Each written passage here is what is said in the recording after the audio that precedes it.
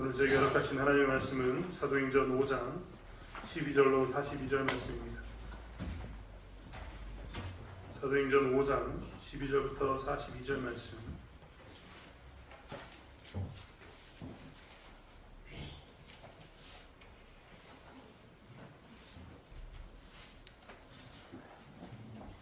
제가 가진 성경으로는 신약 성경 194페이지에 있습니다.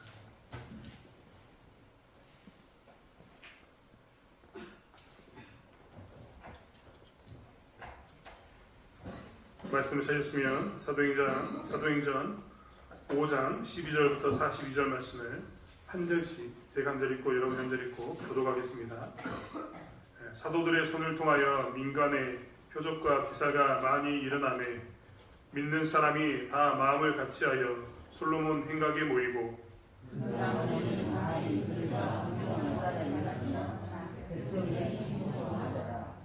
믿고 주께로 나오는 자가 더 많으니 남녀의 큰 무리더라.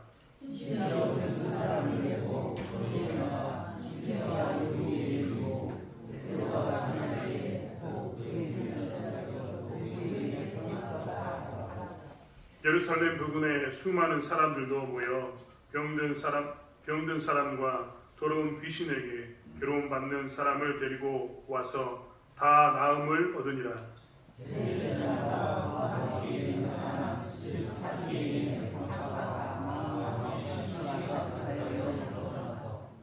사도들을 잡아다가 옥에 가두었더니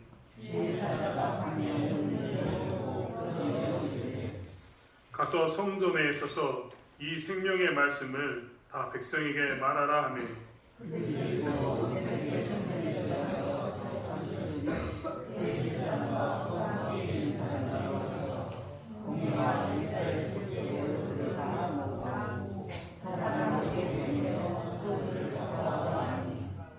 부하들이 가서 옥에서 사도들을 보지 못하고 돌아와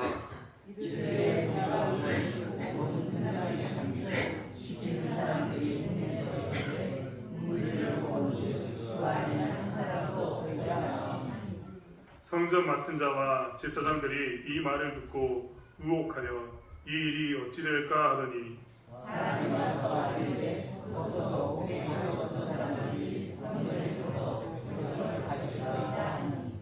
성전 맡은 자가 부하들과 같이 가서 그들을 잡아왔으나 강제로 못함은 백성들이 돌로 칠까 두려워함이더라.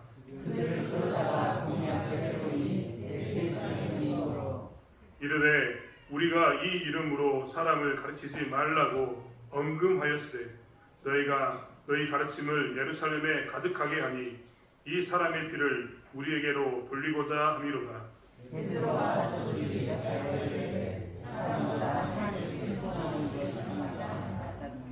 너희가 나무에 달아 죽인 예수를 우리 조상의 하나님이 살리시고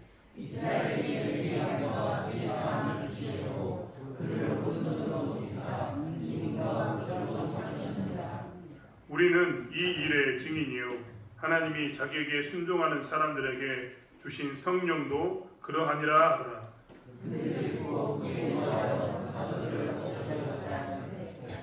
바리새인 가말리엘은 율법교사로 모든 백성에게 존경을 받는 자라. 공회 중에 일어나 명하여 사도들을 잠깐 밖에 나가게 하고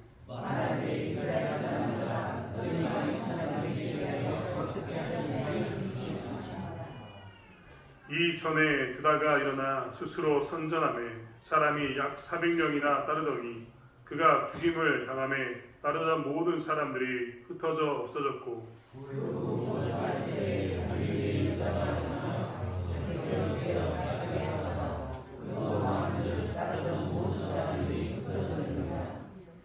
이제 내가 너희에게 말하노니 이 사람들을 상관하지 말고 버려두라.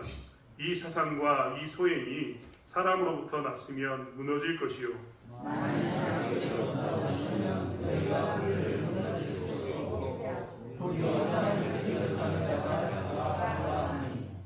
그들이 옳게 여겨 사도들을 불러들여 채찍질하며 예수의 이름으로 말하는 것을 금하고 놓으니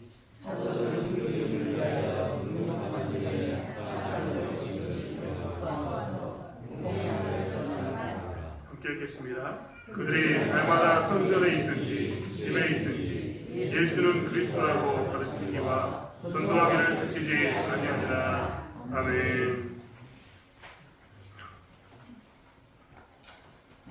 어떻게 교회는 세워졌는가?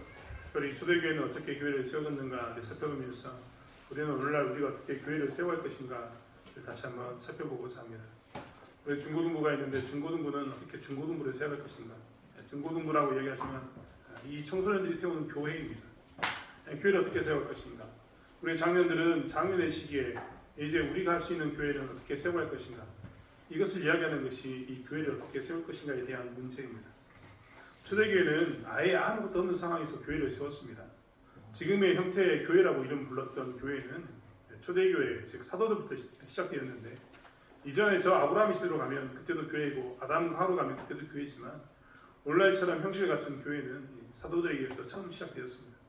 예수 이름으로 교회가 시작된 겁니다. 이런 교회는 처음이었는데 그들은 교회를 정말 든든히 세웠습니다.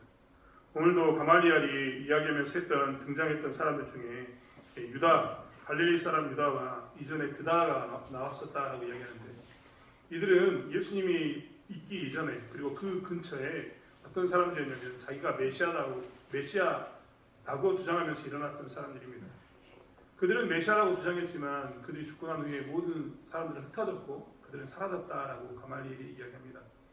그런 것처럼 많은 사람들이 이렇게 자기가 메시아라고 이야기했었지만 그들은 다 사라졌습니다. 하지만 예수 그리스도께서 진짜 메시아인 예수 그리스도께서 이 땅에 오셨고 그분의 제자들은 이 교회를 초대교회를 이렇게 든든히 세워갔습니다. 우리는 그 이야기들을 보고 있습니다. 물론 훗날 박해를 받고 교회는 흩어지지만 흩어진 교회는 교회가 사라진 것으로 끝나지 않고 그 흩어진 자리에서 또 교회를 세웁니다. 아무튼 이렇게 초대교회는 세워졌습니다. 사도행전은 우리에게 초대교회의 역사를 보여주고 있는 겁니다. 그리고 우리에게 말씀하시기를 그렇게 교회는 세워져 간다. 너희들이 다 지금 이 시대에 교회를 세우려면 그러한 방향으로 교회를 세워가야 된다라고 말씀하고 계시는 겁니다. 우리는 지난 시간에 바나바와 아나니와 삽비라를 비교하면서 보았습니다. 바나바가 모든 것을 유무상통하기 위해 내려놓았던 것처럼 아나니와 삽비라는 그들의 속입니다. 그리고 교회를 흔들어 놓았습니다. 초대교회는 아나니와 삽비라 사건을 통해서 교회 안에서도 징계를 받으면 죽을 수 있다는 충격적인 일들을 경험하게 됩니다. 그리고 아나니와 삽비라는 처음으로 교회가 세워졌을 때 문제를 일으켜가지고 교회를 이렇게 흔들어버리는 자칫 잘못하면 하나님 나라가 무너지는 그런 나라를 세우는 하나님 나라를 무너뜨리는 그런 일 가운데 처음으로 아나니와 삽비라가 일을 행하였기 때문에 하나님께서는 굉장히 엄하게 심판하셨던 것을 우리는 보게 됩니다. 교회는 이렇게 무너졌는가? 흔들린 가운데 무너졌는가? 교회 안에서 사람이 2명이나 죽어나갔는데 이것에 대해서 이런 교회 안에 대해서 교회는 무너졌는가? 그렇지 않습니다. 교회는 그 후에 오늘 12절부터 읽었던 것처럼 다시 한번 사도들의 손을 통해서 표적과 기사가 많이 나타나고 그들이 예수 이름을 증거함으로 해서 수많은 백성들이 어떻게 하느냐? 예수를 믿고 나옵니다. 그래서 14절에 보면 믿고 주께로 나온 자가 더 많으니 남녀의 큰 무리더라라고 이야기합니다. 교회는 어려운 가운데서 더 큰 은혜를, 더 큰 부흥을 지금 경험하고 있다는 것을 우리는 볼 수 있습니다. 하지만 교회가 이렇게 계속해서 부흥 성장해 갔을 때 교회는 정말 좋은 일만 있었느냐? 우리는 복음을 증거하면서 항상 두 가지의 길이 있다는 것을 기억하고 있어야 됩니다. 복음을 증거하면 어떤 사람이 이렇게 큰 무리가 예수를 믿고 표적과 기적을 통해서 무엇을 하느냐? 기쁨을 누립니다. 그리고 예수 믿는 것에 대해서 쫓아가는 사람이 있습니다. 즉 예수 믿는 자가 늘어나는 겁니다. 반면에 예수의 복음을 전하는 그것과 동일하게 비례해서 어떤 일이냐? 박해하는 자들이 나오기 시작합니다. 수많은 박해가 계속해서 어떻게 하냐면 비례적으로 나타나게 되는 겁니다. 복음을 전하면 박해가 없을 것으로 느껴지지만 아니 복음을 전하면 믿는 자도 있고 박해하는 자도 동시에 생깁니다. 그것도 그냥 박해하는 자가 금방 짧게 끝나는 게 아니라 더 강력한 힘을 가지고 박해합니다. 오늘 주보에도 제가 두 번째 도전이라고 이야기를 하는데 이제 초대교회는 당시의 지도자들에 의해서 두 번째로 도전해봤습니다. 두 번째로 받았다 이것은 한 번 때리고 난 후에 또다시 한 번 때렸다 이런 의미가 되는 것이기도 하지만 더 중요한 의미는 뭐냐면 한 번 때리고 난 후에 멈추지 않고 어떻게 했다고요? 두 번을 때렸다는 겁니다. 즉 지속성이 있는 겁니다. 교회는 어떻게 되냐면 지속적으로 박해를 받습니다. 복음을 믿는 사람이 많으면 우리는 박해가 없을 거라고 생각하지만 복음을 믿는 사람이 많으면 많을수록 복음은 증가하면 증가할수록 어떻게 했다고요? 박해는 계속해서 늘어납니다. 사실 오늘 본문도 보십시오. 사도들이 복음을 증가하고 난 후에 17절부터 대제사장과 그와 함께 있는 사람들이 어떻게 했습니까?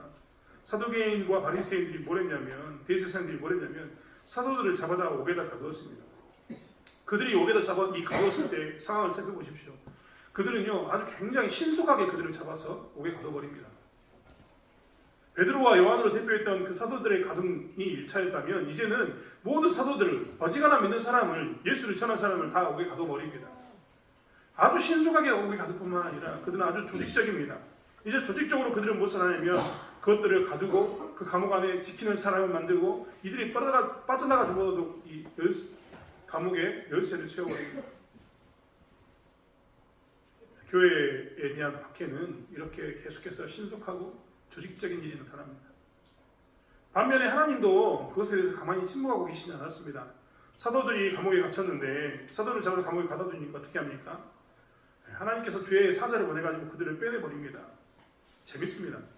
주의 사자를 빼내고 난 후에 밤에 옥문을 열고 끌어내고 난 후에 이 말씀을 성전에 써서 백성에게 전하라고 이야기하고 주의 사자는 사라집니다. 사실 한동안 이 지도자들은 사도들이 감옥에 있다는 것을 믿고 있었습니다.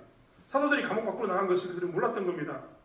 나중에 그들이 뭡니까? 고아들이 옥에 가서 사도들을 보지 못하는 것을 보고 하니까 그때서야 다시 감옥을 점검합니다. 감옥에 열쇠는 채워져 있는데 지키는 사람은 있는데 누가 없습니까? 죄수가 없습니다. 기적적으로 하나님께서는 이런 일들을 행하시면서 어떻게 했냐면 사도들을 계속해서 하나님도 신속하게 밖으로 빼내십니다.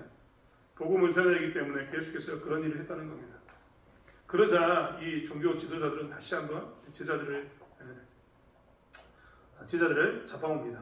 그리고 그들을 끌어다가 공회 앞에 세워서 재판을 하게 됩니다. 이 재판의 과정이 쭉 이야기가 나와 있는 게 오늘 본문에 관한 이야기입니다. 이렇게 사도들은 복음을 전하면서 박해를 받는 장면 가운데 놓이게 된다는 겁니다. 사실 우리는 교회가 항상 복음을 전하면 박해를 받는다라는 것을 잊지 않으셔야 됩니다. 내가 복음을 전하면 나의 입술을 통해서 나간 복음을 듣고 어떤 사람은 기뻐하는 사람이 있는가 하면 어떤 사람은 왜 너는 소란스럽게 복음을 전하느냐라고 방해하는 사람, 박해하는 사람도 있다는 것을 꼭 기억해야 된다는 겁니다. 아무튼 이런 박해를 받았을 때 공회에 있었던 사도들이 뭐라고 이야기했냐면 그들은 뒤에 여러 가지 일을 설명하지만 29절에 뭐라고 이야기했냐면 그들은 이렇게 이야기했습니다. 베드로와 사도들이 대답하여 이르되 사람보다 하나님께 순종하는 것이 마땅하니라. 그들이 뭐라고 이야기했냐면 사람보다 하나님께 순종하는 것이 마땅하다. 이렇게 이야기했습니다. 박해 가운데 있는 교회는요 사실 그렇기 때문에 사람보다 하나님께 순종하는 것이 마땅하다라는 고백 가운데 교회를 세워갔던 겁니다. 그렇다면 사람이 아니라 하나님께 사람보다 하나님께 순종하는 것이 마땅하다라고 했던 이 말의 의미는 무엇일까요? 사실 이 말은 여러 가지 의미를 가질 수 있겠지만 첫 번째로는 사회적 통념이나 상식적인 가치관에 안주하는 것이 아니라 하나님의 말씀에 복종하는 것이 당연한 거야 라고 이야기하는 겁니다. 여러분 우리는요 이 땅에 살아가면서 이 사회라는 것을 구성하고 삽니다. 공동체를 구성하고 사는 거죠. 그러다 보면요 이 사회 안에는 사회적 통념이라는 게 생깁니다. 통념은 다른 게 아닙니다. 모든 사람들이 그러하다라고 생각하는 겁니다. 모든 사람이 그러하다라고 생각했다는 것이 뭡니까? 우리는 모든 사람이 그러하다, 그것대로 살아야지 했던 사회적 통념에 대해서 뭘 있다고 얘기하지만 다른 말로 이야기하면 오늘날 우리들이 살고 있는 이 시대의 사회적 통념은 법입니다. 법. 회사에 가면 회사의 내규가 있습니다. 그게 뭡니까? 그 회사의 통념인 겁니다. 모든 사람들은 그것을 가지고 삽니다. 그 회사의 사람들은 다 그것이 그들의 머릿속에서 이렇게 해야지 당연한 거야. 이런 절차를 밟아야지 당연한 거야 라고 생각합니다. 회사의 내규가 그렇기 때문에 그렇습니다. 이 사회에 살면서 우리는 사회적 통념이라고 얘기하면서 법 가운데 삽니다. 법이 항상 우리가 만약에 어떤 문제가 있었을 때 이 사람과 이 사람이 꽝 부딪히면 법이 뭐랍니까? 중보자 역할, 해결자 역할을 합니다. 그러면서 뭐라고 이야기합니까? 내가 네 마음대로 편하게 살 수 있을지 모르겠지만 네가 만약에 법적인 위배 상황 가운데 있다면 법을 지켜라라고 이야기하면서 법은 우리에게 강제합니다. 여러분 한번 생각해 보십시오. 내가 자유롭게 살고 있는데 법이 우리를 강제합니다.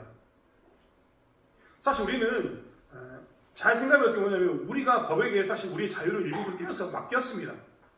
그래서 법은 우리로 하여금 강제해서 우리의 자유를 빼앗아버릴 권리가 있는 겁니다. 우리가 우리의 이 사회적 통념이라고 했던 법을 위배하면 법은 우리를 어떻게 하냐면 감옥에 집어넣어버립니다. 왜요? 우리의 자유를 제한하기 위해서입니다. 사회적 통념에 위배되기 때문에 우리를 그렇게 한다는 겁니다. 이게 사회적 통념입니다. 뭐 어렵게 이야기를 했습니다만 법에 순종하고 사는 게 사회적 통념인 거죠. 오늘날은 법에 맞춰 사는 게 사회적 통념인 겁니다.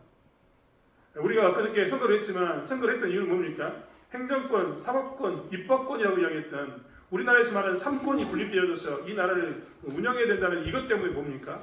우리가 가졌던 이것 때문에 우리가 선거를 했습니다. 다시 해석해 보면 법이 우리의 사회적 통념이고 그 법을 운행하기 위해서 우리가 사법, 행정, 입법이라는 것을 구분해가지고 어떻게 했냐면 이 시대의 사회적 통념을 집행하게 만들었습니다. 말이 굉장히 어렵습니다만 쉽게 이야기하면 이스라엘 사회에서 사회적 통념이 무엇이었을까요? 지금 이 사도들이 살고 있었던 시대의 사회적 통념은 무엇이었을까? 오늘 우리가 봤던 것처럼 그들을 끌어다가 공회 앞에 세웠다. 사도들을 죄인들을 끌어다가 어디에 세웠다고요? 공회 앞에 세웠습니다. 즉 우리가 소위 말하는 것처럼 이야기하면 그 당시에 위배되는 어떤 일이 있으면 그들은 어디서 재판을 하는 겁니까? 공회에서 재판하는 겁니다. 공회에서 누가 재판할까요? 대제사장과 바리새인과 사두개인들이 재판합니다. 이들이 당시에 공회원이었는데 이들이 이 이스라엘 나라를 통치하기 위해서 가지고 있었던 오늘날로 이야기하면 사법, 입법, 행정 기구가 이 공의회였습니다. 공회였던 겁니다. 그래서 그들이 뭘 했냐면 그들의 이스라엘 땅에서 일어나는 모든 일들에 대해서 이것이 하나님의 말씀의 법이야 라고 이야기하면서 하나님의 말씀을 해석해서 그들이 법을 집행했습니다. 그렇기 때문에 모든 이스라엘 사람들은 잘못하면 어디 앞에 갔느냐? 공회 앞에 끌려갑니다. 공회 앞에서 재판을 받는 거죠. 공회에서 뭘 가지고요? 사회적 통념이라고 했던 그들의 율법을 가지고 재판을 받습니다. 이스라엘은 이게 무엇이었냐면 사회적 통념이었던 겁니다. 그런데 예수님의 제자들은 뭘 했냐? 이 사회적 통념이었던 공회의 권위에 도전합니다. 사회적으로 그들을 얽어매고 있었던 율법을 해석하는 공회가 율법이 이러하다라고 했던 그것에 대해서 뭐합니까? 도전합니다. 그들이 했던 말은 뭐냐면 사회적 통념에 나는 안주하는 것, 그냥 사회적 통념이 법이 그러하니까 너를 따라가. 소위 말하면 그 전에 1차 때 뭐라고 이야기했습니까? 어음이 금했던 게 있었습니다. 어음이 금했던 거. 그게 뭐였습니까? 더 이상 예수의 복음을 전하지 말라. 이게 어음이 금했던 겁니다. 사회적 통념을 따르는 사람이라면, 사회적 통념에 안주하는 사람이라면 공회가, 법을 집행하는 공회가 법을 가지고 와서 이스라엘 땅에서는 이 예수의 복음을 전하는 게 금해졌다라고 얘기하면서 금하면 어떻게 해야 됩니까? 지켜야 합니다. 그게 법을 따르는, 사회적 통념을 따르는 보편적인 시민의 모습이기 때문에 그렇습니다. 그런데 그들은 그것을 거부했던 겁니다. 그게 첫 번째로 우리는 사람의 말보다 하나님을 따른다. 하나님께 순종한다는 말이 됩니다. 법이 우리를 이렇게 여기저기 다 짜고 있지만 사실 법이 우리의 삶의 모든 것을 통제하는 것은 아닙니다. 그 밑에 또 뭐가 있냐면 상식적인 가치관이 존재하고 있습니다. 늘 그래서 사람들이 이야기하지 않습니까? 법은요, 우리가 상식적으로 처리하지 못한 것을 처리합니다. 그냥 우리가 무슨 문제 생겼을 때 돈 주고받을 때 법 앞에 갑니까? 어지간해서 잘 안 갑니다. 우리는 보통 법 없이도 산다 이런 말 합니다. 이 말이 뭡니까? 상식적인 이 상식이 사람이 있어서 이 사람은 굳이 법으로 꼬치꼬치 안 따져도 다 잘 지키고 산다. 이런 게 법 없이도 산다는 말이 됩니다. 상식적인 가치관에 따라 산다는 것은 무엇이냐면 이렇게 법에 제약을 받지 않는 부분에서 내가 모든 사람들이 다 같이 가지고 있는 그것에 따라 산다라는 것이 됩니다. 상식적인 가치관을 따른다라는 말은 무엇이냐면 다른 말로 이야기하면 양심을 따른다는 말입니다. 양심을 따른다. 법이 이야기하지 않아도 나는 네 양심에 거리끼니까 안 한다. 이런 말이 뭐냐면 상식적인 가치관을 따른다는 이야기인 겁니다. 우리는 시대마다 각각의 양심이 있습니다. 시대적인 양심. 그래서 잘 보시면요. 이 시대에는 이것이 옳았는데 이 시대는 이것이 안 되는 경우가 있습니다. 왜 그럴까요? 시대적 양심 때문에 그렇습니다. 양심은요. 시대마다 계속해서 바뀝니다. 그래서 사람들은 그 양심에 따라서 시대마다 바뀐 삶을 삽니다. 양심이 얼마나 중요하냐면 양심은요. 선과 악을 구분해버립니다. 양심적 우리가 생각하기에 무엇이 나쁜 거라고 생각합니까? 내가 내 생각에 비춰봤을 때 잘못된 것이 나쁜 겁니다. 그 말을 이야기하면 내 양심에 거리끼는 게 있으면 그것은 나쁜 것, 악이고 내 양심에 맞으면 그건 뭐라고요? 선인 겁니다. 그래서 각 시대는요, 시대에 따라서 이것이 선이었고 이것이 악이었고 시대에 따라서 이것이 선이었고 이것이 악이었고 서로 바뀌게 됩니다. 이게 뭐냐면 상식적인 가치관을 주는 양심이고 양심은 선과 악을 구분해버립니다. 여러분 우리는 다 그렇게 생각한다니까요. 말이 어렵습니다. 한번 생각해 보십시오. 여러분 감옥에 사람이 들어갔습니다. 감옥에 들어갔던 사람, 전과자. 우리가 대하는 생각은 뭡니까? 그 사람이 선한 것처럼 보입니까? 악한 사람처럼 보입니까? 감옥에 들어가 있습니다. 이 사람이 전과자입니다. 우리는 그러면요, 이 사람은 착한 사람이라고 선한 사람을 이야기하지 않습니다. 우리는 감옥에 들어가 있는 순간 뭐라고 이야기합니까? 아, 이 사람은 뭔가 잘못했어. 악한 사람이니까 전과자가 되겠지. 법을 어겼으니까 전과자지 이렇게 생각합니다. 우리가 감옥에 들어갔는데 감옥에 들어간 사람 보고 아, 이 사람 착한 사람인데 감옥 갔어. 이런 사람 있습니까?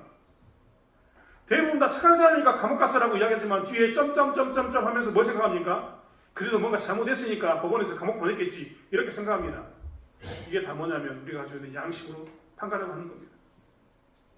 여러분 한번 이야기해볼까요? 사도들이요 감옥에 갔습니다.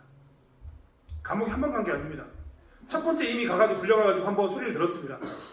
공회에서 야 그렇게 하면 안 돼 하고 어미 그만 이야기를 들었습니다. 두 번째로 감옥에 들어갔는데 감옥에서 그들이 나오더니 또 막 복음을 전하는 겁니다.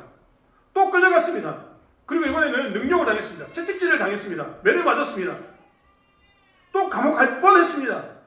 그럼 이 사람에 대해서 시대적 사람, 그 당시에 사람들은 시대적 가치관은 이게 이 사람들이 좋은 사람이라고 얘기할까요? 나쁜 사람이라고 얘기할까요?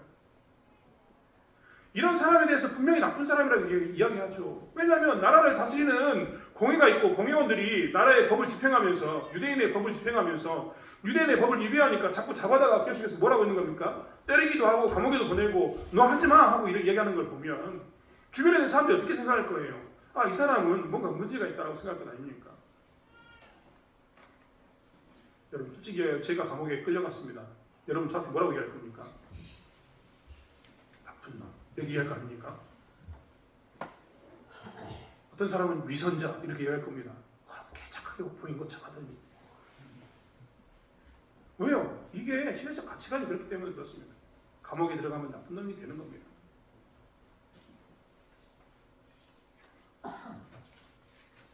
그런데 그들은 이 사도들은 어떻게 했냐면 이런 사회적 통념과 상식적인 가치관에 안주하지 않았습니다. 타협하지 않은 겁니다.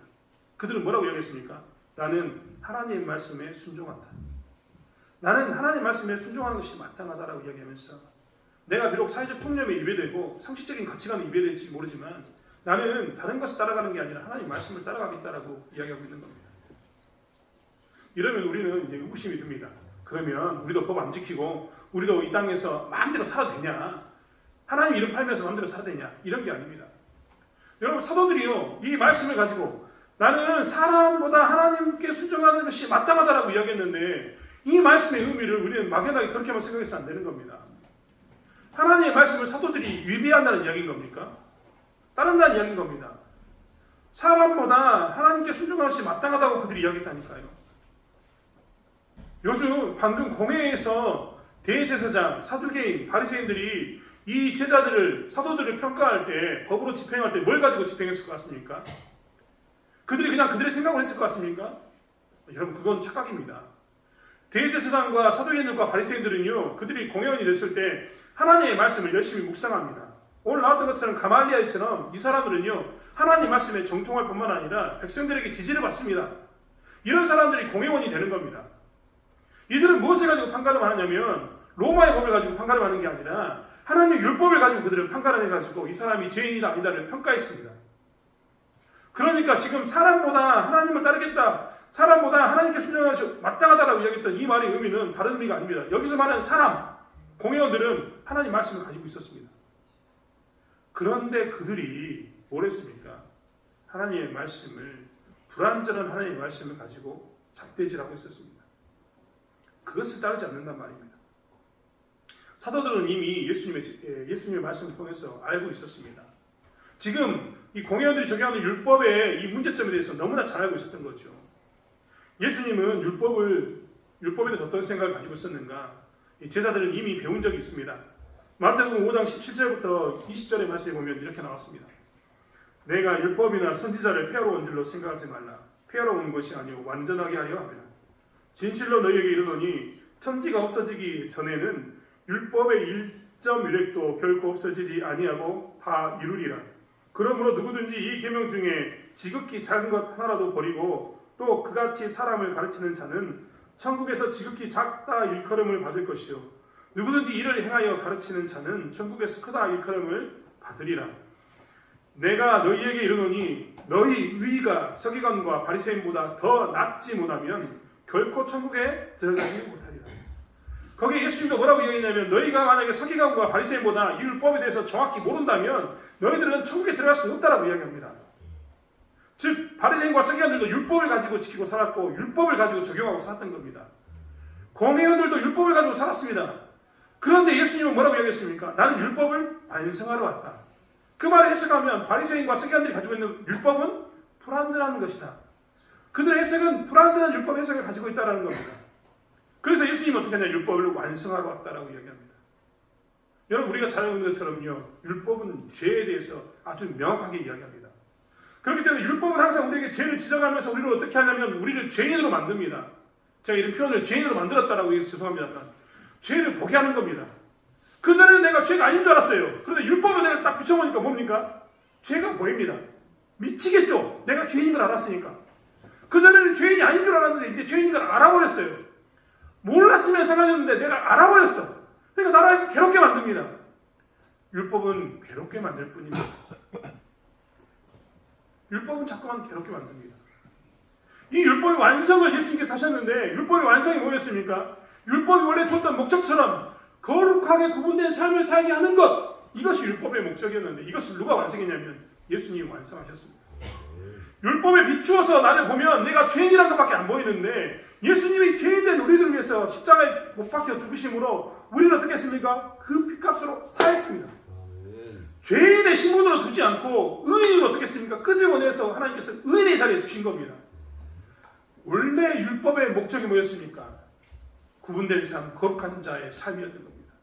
이제 예수님이 이것을 완성함으로 해서 우리는 진짜 예수 믿는 사람, 예수의 핏값으로서 구원받은 자가 된 겁니다. 그러니까 율법은 죄인을 만들지만 이 복음은, 예수의 복음은 뭘 만든다고요? 의인을 만듭니다.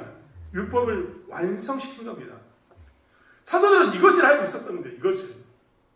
공회에서 저들이 이야기하는 것은 불완전한 율법으로 죄인을 만든다는 것을 알았습니다. 하지만 그들은 율법의 완성이신 예수 그리스도의 복음을 믿으면 자기들이 율법의 완성 가운데 있다는 것을 알았다는 겁니다. 율법을 무시한 게 아니라 그들이 잘못 적용한 율법을 어떻게 했습니까? 내려놓고 완전한 율법에 순종하게 된 겁니다. 예수 그리스도의 복음에 순종한 거죠. 여러분 우리는요 사회적 통념, 상식적인 가치관 이런 것에 매일 때가 정말 많습니다. 유대인의 사회에서 사회적 통념이었던 율법, 그들이 가지고 있었던 불완전한 율법, 그들이 가지고 있는 상식적인 통념은 공회에 무조건 순종해야 된다. 우리가 세운 이 이스라엘 땅의 이 공회를 우리가 무시하면 어떻게 이 나라가 통치되겠느냐라는 그런 상식적인 가치관이 존재하고 있었습니다. 그런데 사도들은 거기에 순종하는 게 아니라 완전하신 복음에 순종한 겁니다. 우리가 생각하는 것처럼 뭐냐면 예수 그리스도를 통한 완전한 말씀에 순종하는 삶을 살았다는 겁니다. 사랑하는 성도 여러분, 교회는 어떻게 세워지냐라고 물어본다면 항상 성경은 이렇게 이야기합니다. 완전하신 말씀 안에 순종했을 때 교회는 세워진다. 완전하신 복음을 우리가 쫓았을 때 어떻게 된다고요? 교회가 세워진다라고 얘기하는 겁니다. 사람보다 하나님께 순종하는 것이 마땅하다. 사람, 그 말했던 대제사장, 그들의 권위가 엄청 높아 보입니다. 바리새인, 사두개인, 엄청나게 그들의 권위가 커 보입니다. 그들은 우리의 지배자로 저 위에 있는 사람들처럼 보입니다. 그들의 말을 들어야 될 것처럼 보입니다. 요즘 말로 이야기하면 국회의원쯤 되고 대통령쯤 되고 재판장이 되면 우리는 그의 말을 들어야 된다고 생각합니다. 그리고 그 뜻에 따르는 것이 사회적 안정을 가져오고 우리에게 좋은 결과를 가져온다고 생각합니다. 하지만 성경은 뭐라고 이야기하냐면 그것이 아니라 말씀에 순종하는 것이, 예수의 복음에 순종하는 것이 교회를 세워가는 것이고 하나님 나라를 확장하는 것이다 라고 이야기합니다. 아멘. 사실 우리는 코로나 시기를 경험하면서 엄청나게 많은 고민을 했습니다. 예배를 드려야 될 것인가 말아야 될 것인가. 제가 지난 시간 사도행전 4장에서도 사도들이 처음 복음에 대해서 전했을 때 박해받았던 이야기를 하면서 그때도 이야기를 했습니다. 여러분, 복음이 불법이 되면 어떻게 합니까? 말이 좀 웃깁니다. 복음이 불법이 되면 어떻게 될까요? 사회적 통념이라고 했던 법에 복음이 위배되면 어떻게 할까요? 상식적 가치관이라고 이야기했던 그것에 복음이 위배되면 어떻게 해야 될까요? 사람들이 말하면서 복음을 전하는 것은 사회적 통념에도 위배되는 거고 너희들이 모여서 예배드리는 것은 상식적 가치관에 맞지 않는 거야 라고 이야기하면 그때 우리는 어떻게 해야 될까? 엄청나게 많은 고민이 생기지 않을 수 없습니다. 하지만 그때마다 우리가 고백할 것은 무엇이냐면 우리는 사람보다 하나님께 순종하는 것이 마땅하다. 아멘. 사도들은 이렇게 우리는 사람보다 하나님께 순종하는 것이 마땅하다라고 이야기하면서 복음을 전했습니다. 그리고 교회가 세워졌습니다. 여러분, 사람보다 하나님께 순종하는 것이 마땅하다고 했던 그들은 그렇기 때문에 무엇에 제약이 없었느냐? 공간적인 제약이 없었던 겁니다. 여러분, 사도들이 오늘 하는 행동들을 보십시오. 그들이 감옥에 있을 때에도 감옥 밖에 나와서 어디 있었냐면 성전에 있었습니다. 성전에 있었단 말은 뭐냐면 대제사장들과 사두개인 바리새인들과 가까운 근처에까지 갔었다는 말이 되기도 합니다. 즉 위협적인 자리에 가서도 그들은 뭐합니까? 말씀에 순종해서 복음을 전합니다. 사람은요, 공간이라는 것에 대해서 아주 민감합니다. 시간에 대해서 아주 민감하죠. 여러분, 정말 그리스도인인가 아닌가를 살펴보려면, 내가 의인답게 살았는가 아닌가를 살펴보려면, 내가 혼자 있었을 때 하나님의 말씀대로 사는가, 많은 사람들이 함께 있었을 때 하나님의 말씀대로 사는가를 살펴보면 우리는 더 잘할 수 있습니다. 많은 사람들과 함께 있었을 때도 내가 예수 믿는 사람으로서 사는 것, 혼자 있을 때도 예수 믿는 사람으로 사는 것, 이것이 동일하면 이 사람은 진짜 예수 믿는 사람입니다. 근데 많은 사람과 있을 때는 예수 믿는 사람인데 나 혼자 있었을 때는 예수 믿는 사람이 아니다. 이런 공간 안에, 넓은 공간 안에 있어서 우리가 군중이 되었을 때는 예수 믿는 사람인데 나 혼자 은밀한 골방에 들어갔을 때는 예수 믿는 사람처럼 행동하지 않는다. 우리의 신앙을 점검해야 합니다. 또 하나 사람이 공간의 제약을 받는 게 있는데 얼마나 간사하냐면 교회에 대해서 우리는 자꾸 차등성을 봅니다. 여러분, 교회에 대해서 한번 이야기해 볼까요? 교회의 강대상과 여러분이 앉아있는 그 자리 어디가 더 거룩하다고 생각하십니까? 아니, 이렇게 이야기하면 여러분 다 금방 대답할 것 같으니까 묻고 싶습니다. 그 자리에 앉은 것보다 이 자리에 앉은 것 가운데 말이 어느 곳이 더 신중해야 된다고 생각하십니까? 말을 좀 더 편하게 할 수 있는 곳은 이 자리입니까? 그 자리입니까? 이야기해 볼까요? 이 자리보다 교회 주차장이 말하기가 더 편한 것입니까? 이 자리와 저 자리를 비교하면 교회 주차장에서는 편하게 이야기가 되는데 여기서는 좀 불편해야 됩니까? 조심해야 됩니까? 그럼 교회 주차장과 우리 집을 한번 비교해 볼까요? 교회 주차장에서는 좀 더 여러분 불편하게 조심스럽게 이야기하는데 집에 가면 편하게 이야기해도 되는 겁니까? 제가 편하다고 이야기했지만 오해하지 마십시오. 우리는 사실 이 자리에 서 있을 때나 그 자리에 서 있을 때나 집에 가 있을 때나 동일해야 됩니다. 안 그렇습니까? 제가 목사지만요, 강대상에 있을 때와 이 자리에 있을 때와 집에 갔을 때 모습이 다르면 사람들은, 특별히 저를 아는 제 아이들은 저에게 위선자라고 던질 겁니다. 목회자가 제일 스트레스 받는 말이 그겁니다. 자녀들이 아빠는 강대상에서는 그렇게 하더니 집에서는 이렇게 행동해. 제일 스트레스 받습니다. 그런데요, 기독교인 우리들이 그렇게 살 때가 너무나 많습니다. 마치 공간을 우리도 모르는 사이에 나눠놓습니다. 강대상에서는 더 조심해야 되고, 이런 기도하러 나오면 공적인 자리 더 조심해야 되고, 거기서는 좀 덜 조심해야 되고, 주차장에서는 더 덜 조심해야 되고, 집에 가면 내 마음대로 살아도 돼. 이런 생각 가지고 삽니다. 하지만 그리스도인들은요, 오늘 보셨던 것처럼 여기에서도 그리스도인이고 거기서도 그리스도인입니다. 그리스도인들은 여기에서도 복음을 전하고 예수를 가르치고 살고, 거기에 나가서도 예수를 가르치고 살고 예수를 전하고 삽니다. 오늘 사도들이 그렇게 살았습니다. 그들은 날마다 성전에 있든지 집에 있든지 예수는 그리스도라고 가르치고 가르치기와 전도하기를 그치지 아니하니라. 이런 말을 하면 오해하시는 분이 있을지 모릅니다. 직장에서 예수 전당 부신지요 이런 말을 외치자는 게 절대 아닙니다. 그리스도인답게 사는 것, 그리스도인답게 사는 것을 이야기하고 있습니다. 복음을 가진 자로서 지혜롭게 구분된 자의 삶을 이야기하고 있다는 겁니다. 사랑하는 성도 여러분, 우리는 우리의 신앙을 다시 한번 살펴봤으면 좋겠습니다. 초대교회가 어떻게 교회가 세워졌는지 여러분 오늘 본문을 통해서 분명히 압니다. 그들은 사람보다 하나님을 순종하는 것이 마땅하다라고 이야기했고, 그 순종하는 것이 마땅하다고 했던 것은 온전하신 예수 그리스도의 복음대로 살겠다라는 고백이었을 뿐만 아니라 그 고백을 가지고 성전에서도 집에서도 동일하게 살았습니다. 그러니 교회가 세워졌던 겁니다. 그러니 많은 사람들이 그 사람들의 오늘 성경 본문을 보십시오.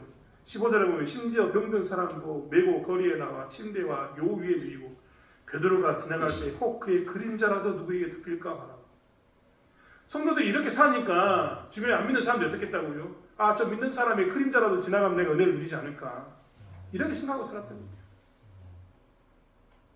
사랑하는 성도 여러분, 우리는 성전에서든지 집에서든지 우리가 속한 모든 자리에서 세상 사람들로 하여금 야, 저 믿는 사람은 동일하게 예수 믿는 사람인데, 예수 복음 안에 사는 사람인데 저 사람의 그림자라도 지나갔으면 좋겠다, 나는 그런 삶을 살아야 되는 겁니다. 그러한 삶을 살았을 때 교회는 이긴 자의 삶을 살게 되는 겁니다. 사랑하는 성도 여러분, 우리가 다시 한번 이 교회, 이 땅에 하나님 나라를 세우기 위해서, 우리에게 허락하신 이 지역의 복음을 전하기 위해서, 우리가 어떤 모양 어떤 모습으로 모였던 간에 그 복음을 전하는 사람으로 남겨진 자로서 우리가 다시 한번 이긴 자의 삶을 살기로 합니다. 그 이긴 자의 삶 가운데는 예수의 복음에 순종하는 것이고, 그 이긴 자의 삶에는 성전과 집에서 예수는 그리스도라고 가르치는 것과 전도하기를 그치지 않는 동일한 삶이라는 것을 고백하면서 그러한 하나님 나라를 만들어가는 교회를 세워가는 저와 여러분이 되길 원합니다. 기도하겠습니다. 하나님, 우리의 삶 가운데 우리가 온전히 서기를 원합니다. 교회를 어떻게 세울 것인가 라고 이야기할 때마다 우리는 고백하지 않을 수 없습니다. 하나님, 사회적 통념과 상식적인 가치관에 안주하는 것이 아니라 하나님 말씀에 순종하는 것뿐이라는 것을 고백하지 않을 수가 없습니다. 하나님, 우리가 집에서나 성전에서나 예수는 그리스도라는 것을 가르치는 그 신자의 삶을 살지 않고서는 교회가 결코 세워지지 않는 것을 보게 됩니다. 하나님, 다시 한번 우리가 어디에 있든지 이 예수의 복음을 들고 이긴 자의 삶을 살게 하여 주시옵소서. 하나님, 그 영적인 싸움 가운데서 세상 사람들이 정말 나는 저 사람의 그림자라도 좀 걸쳐봤으면 좋겠다라고 이야기하는 그런 신자의 삶을 살 수 있도록 사용하여 주시옵소서. 감사드리며 예수님의 이름으로 기도드렸습니다. 아멘.